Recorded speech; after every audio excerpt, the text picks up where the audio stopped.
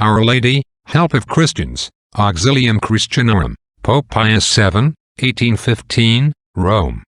Dearly beloved brethren, one man and one woman have much harmed us, but, thanks be to God, by one man and one woman, all hath been restored unto us, and that, not without a plentiful increase of graces.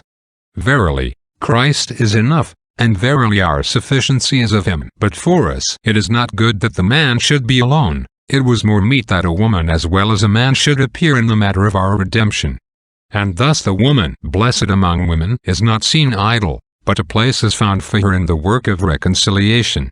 We must needs have a medium between us and the mediator Christ, neither could we have one more useful than Mary. Eve was a cruel medium, through which the venomous serpent infected her husband with its poison, but Mary is a trustworthy medium, which offereth a healthful antidote for that poison both to men and to women.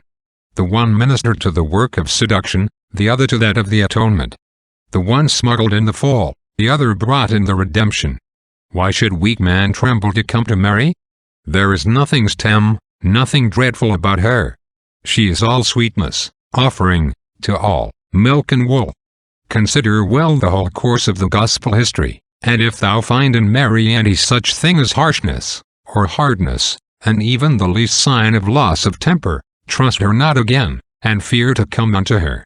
But if thou find her to be altogether as indeed she is, full of a mother's tenderness and grace, full of gentleness and mercy, give thanks unto him who, in the vast abundance of his goodness, hath given thee such a spokeswoman in whom thou canst not but trust.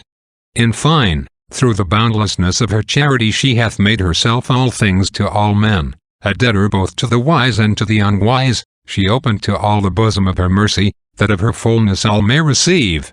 The captive, ransom. The sick, health. The sorrowful, comfort. The sinful, pardon. The righteous, grace. Even angels, gladness. She is not one who inquireth what we have deserved, but is to all most easy to be entreated and most merciful. In the wideness of her love she hath pity upon the needs of all. She is the woman of whom God promised of old time that she should bruise with her foot of power the head of the old serpent. For her heel he lay in wait, but vainly. For she by herself hath crushed the depravity of every heresy. They that lay in wait for her have been crushed, they that assailed her have been trampled down, they that maligned her have been silenced, and all generations called her blessed. If by the moon we are to understand the Church, we have her office of advocate clearly set forth, where it is said, a woman clothed with the sun, and the moon under her feet. Let us embrace the blessed feet of Mary, casting ourselves down in most earnest entreaty before her. Let us take hold upon her, and not let her go until she bless us.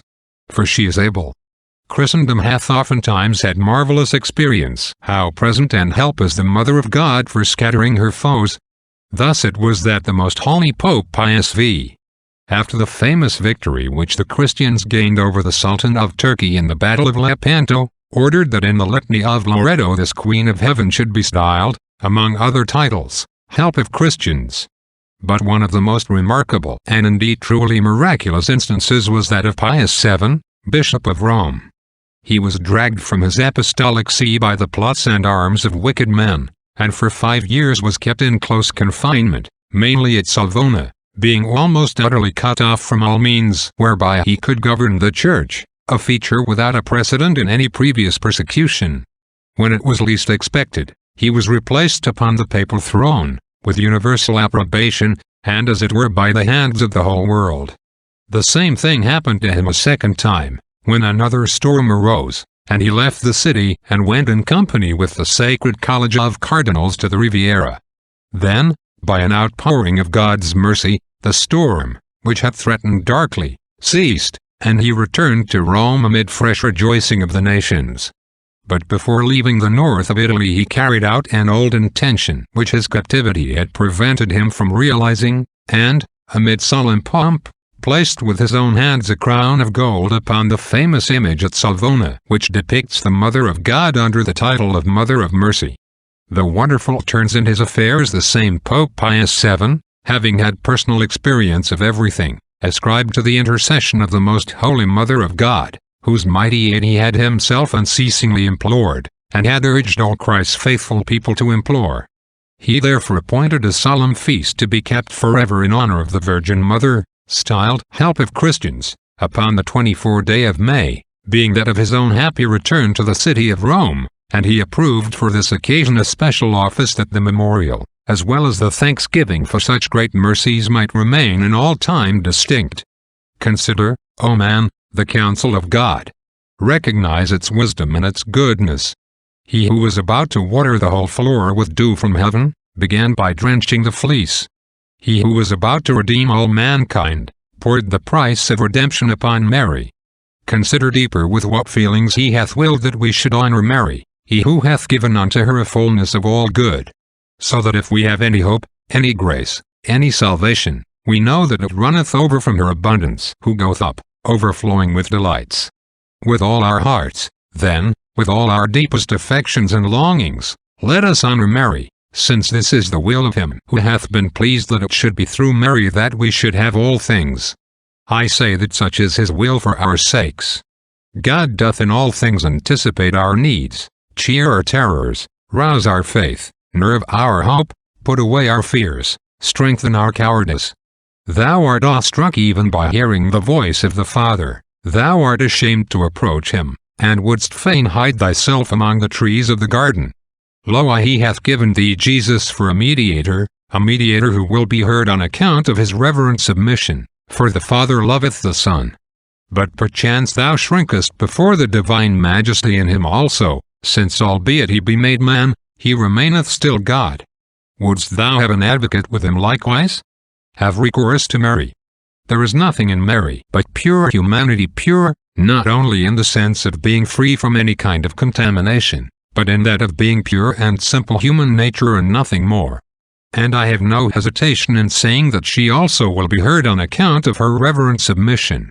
The Son will indeed hear the Mother, and the Father will hear the Son. My little children, this is the sinner's ladder to heaven, this is my chiefest trust, this is the whole reason of the hope that is in me. For why? Can her Son thrust her away, or endure that she should be thrust away? Can he either not hear, or not himself be heard? Plainly he cannot. The angel giveth her this joyful assurance, Thou hast found grace with God. She will always find grace with God, and grace is all that we need, since by grace are we saved. What else do we want, my brethren? Let us seek grace, and let us seek it through Mary, for he that seeketh, findeth, and cannot be disappointed of his hope. Let us seek grace, but let it be grace with God, for among men favor is deceitful. Let others seek for merits, but let us seek to find grace. For why? Is it not the work of grace that we are here? Of a truth, it is of the Lord's mercies that we are not consumed. Amen.